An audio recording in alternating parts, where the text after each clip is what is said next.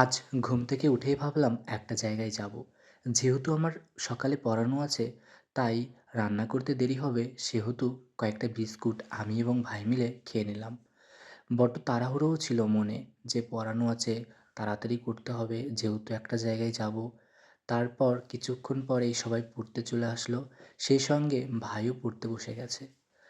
ভাইকে বললাম, ভাই ভালো করে পড়াটা পড়। তারপর যেহেতু তাড়াহুড়ো করছিলাম, সেহেতু তাড়াহুড়ো করেই খাওয়া-দাওয়া করে নিলাম। ভাই খেতে দেরি করেছে। ভাইকে বললাম, "ভাই তুই স্নান করে একটু রেডি হ।" আর আমি এভাবেই রেডি হতে শুরু করলাম। সেখানে যাওয়ার জন্য ঘুম থেকে ওঠার পরেই মাথায় এসেছিল যে যেতে হবে বিশেষ একটা কাজে। তার জন্য আমি এবং ভাই রেডি হয়ে বাড়ির বাইরে বেরিয়ে পড়েছি। যখন বাড়ির বাইরে বেরিয়েছি, হঠাৎ কিছুটা দূর গিয়েই দুজনের সঙ্গে দেখা হলো, কথা হলো। বেশ ভালো লাগলো এরকম কারো সঙ্গে দেখা কথা হলে। কিছুক্ষণ সাইকেল চালিয়ে সেখানে পৌঁছে গেছি। তো তোমরা কিছুক্ষণ পরেই বুঝতে পারবে কোথায় এসেছি।